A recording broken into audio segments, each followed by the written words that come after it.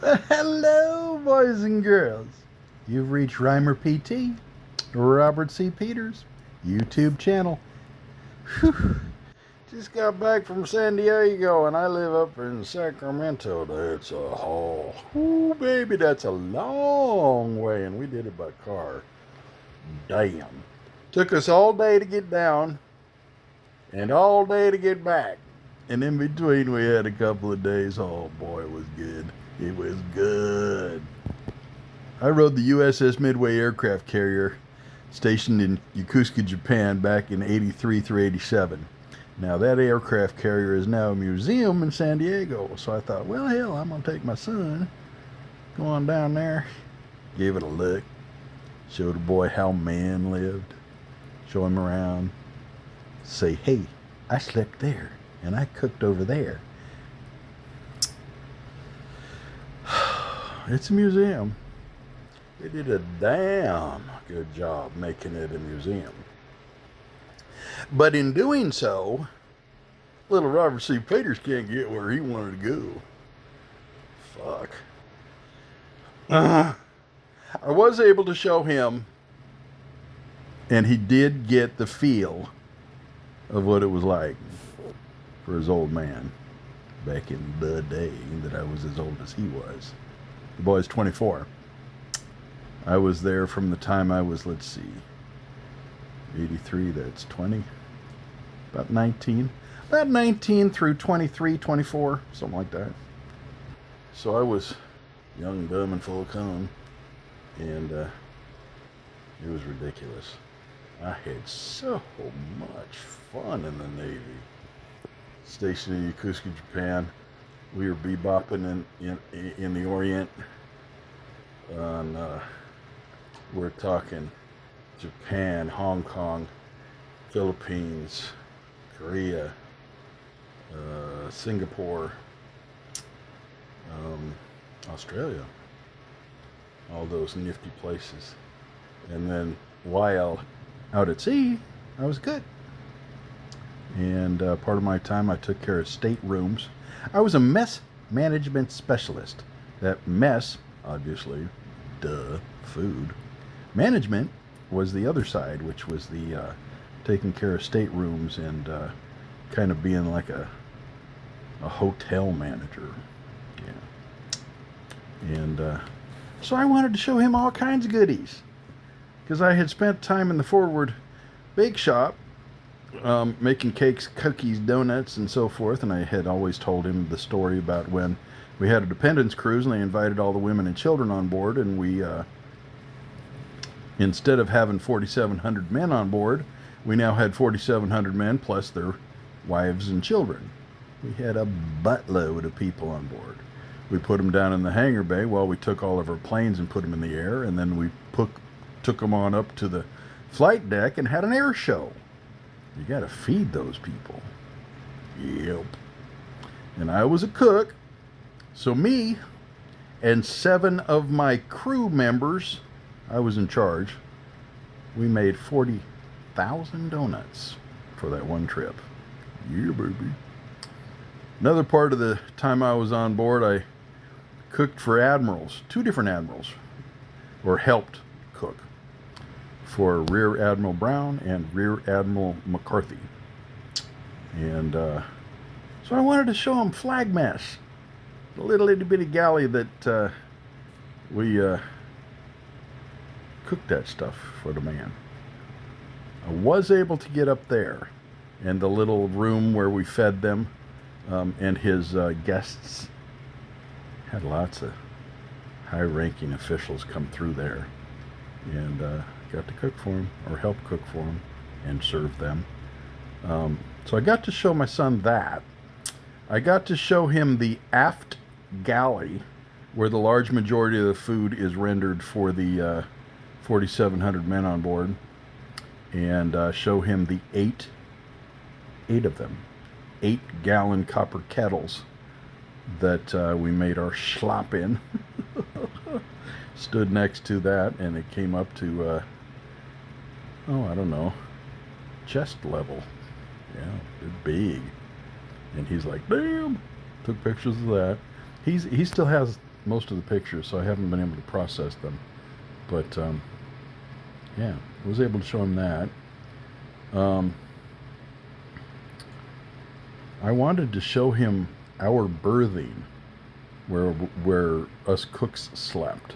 And not only was the berthing where the majority of the cooks slept, but the berthing where I slept, which was kind of the overflow.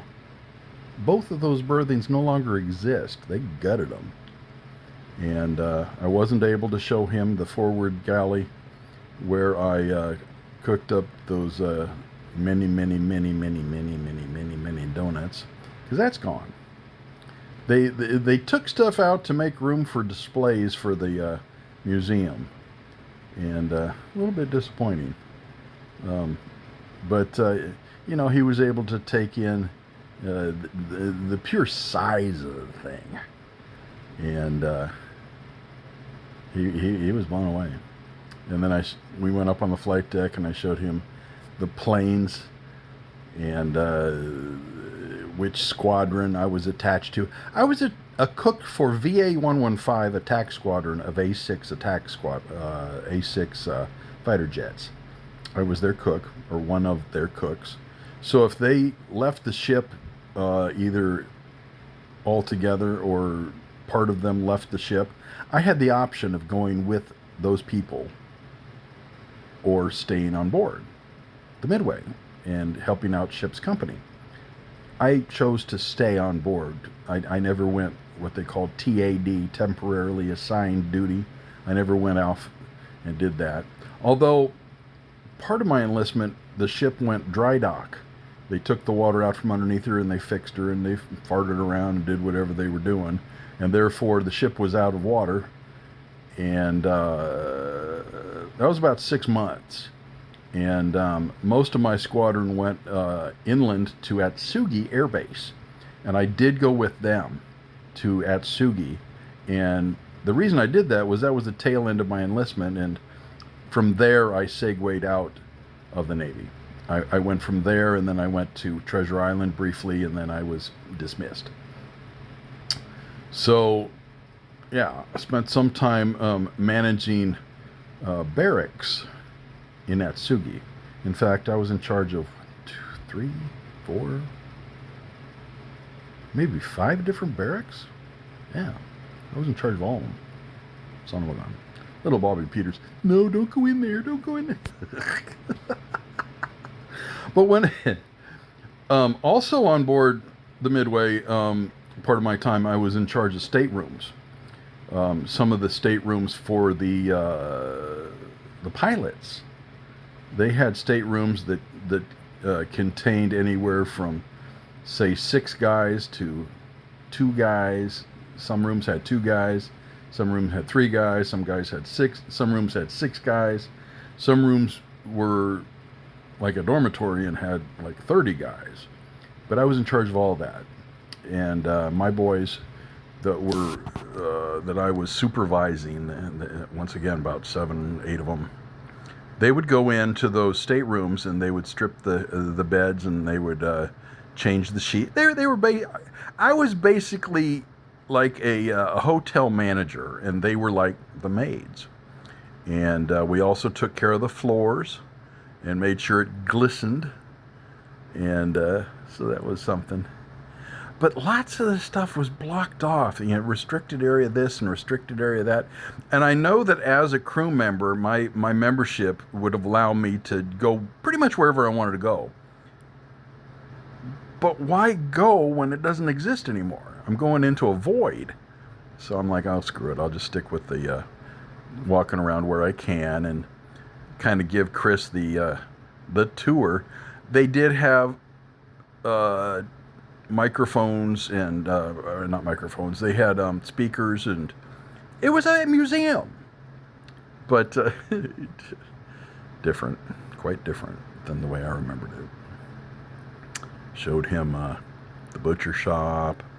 Showed him all kinds of stuff. Showed him the little post office.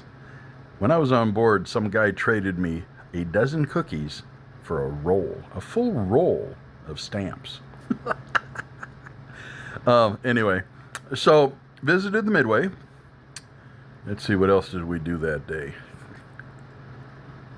We went thrifting a little bit. We went out thrifting. He found a bag, a golf bag, because he's taken up golf. He found a nice golf bag for $12. I carve wood, so I bought a rolling pin for a couple bucks. I'm going to turn that into, I spent like $3 on it, and I'm going to sell it for $40 because I carved faces on them. So we did that. What else did we do? Went to the Midway, did some thrifting. Dang, I don't remember what else we did. Went to dinner. Wow. We had saved up our money so that we could, do it up for a dinner. We went to a place called Juniper and Ivy. And between the two of us, we dropped $200. And he had brought a bottle of wine. Oh, the wine was spectacular. But we had crazy good meal. Crazy good. Visit my my Facebook. There's pictures. It started off with a tiny little appetizer of special deviled eggs, and it wasn't deviled eggs per se. The egg part, the white egg part, had been whipped and was crunchy, kind of like a cheese puff, and then deviled egg stuff on it, and oh my God, you put it in your mouth and it melted, crunched, oozed yumminess. Then we had a yellowtail tostada. Oh my God, it was amazing. We had a loaf of homemade bread that was to die for. It's just bread, but it was amazing. With a honey butter, fantastic. What else was there?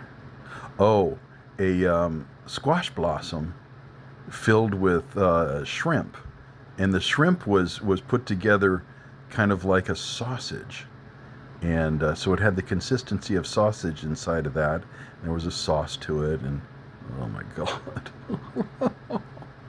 We had a carpaccio, which was really, really thinly sliced beef. I mean, so thin you could see through it, and there was a sauce to it, and microgreens, and this, that, and the other, aioli, and I don't know exactly what it was, but it was fucking good. And then we had flat iron steak. Oh, amazing. And then they brought a special little dessert for me, which was kind of like I don't know, kind of like a mousse. And they had a little placard that was made out of chocolate that said "Happy Birthday" on it. And then they brought out another dessert which they called the yodel, the chocolate yodel, and it had texture and heat, as well as cold ice cream, so you get the multiple layers of temperature, the multiple layers of salty and sweet and creamy and chocolatey, and it had a molten chocolate sauce to it that they poured over right before they served it. One bite of it, it was like an explosion of textures and flavors and heats and colds. It was so multi-layered, your mind couldn't comprehend it, and your tongue was doing somersaults. Oh my God. And then, of course, the wine that he brought was top shelf wine, because he works at a restaurant and knows wine quite well. And he brought a bottle of wine, a very expensive bottle of wine. Best damn meal I ever had in my life. So we had that. And then yesterday was the day we were driving home. But he wanted to play golf. So he had made a reservation at a place called Rancho Bernardo Inn. And we played 18 holes. He played. I rode around in the golf cart and made fun of him. We teamed up with a group of 3 guys who were pretty good. One of them was not as good, kind of a hack, and they were very impressed with Christopher because he's only been playing for 6 months, and he held his own. He played double bogey golf all the way through. He had some pars. He had some other holes that were just crap, but overall he played about double bogey golf, and for somebody 6 months in, he played really well. He had some killer shots, and the boy can putt. Holy fuck, he was putting really well. He was putting better than some of those guys that were experienced golfers. They were very impressed with Christopher. And then, of course, we took his Mercedes, because my boy drives a Mercedes. And so the ride was luxurious, and the music was wonderful, because his taste in music is bar none, and we were using Spotify. So, highly entertained. And but you get on 5, and it's a straight shot all the way home, but it's straight as an arrow, and there ain't nothing to see. We listened to books. We listened to podcast. Hell, we went through a whole book. What book? My Side of the Mountain by Gene George. One of my favorite books as a kid. It was wonderful. And snacks and soda pops, and I had so much fun. Happy birthday to me. Happy birthday to me. I'm 62 years old. I'm old as dust. Hey, thanks for watching. God bless.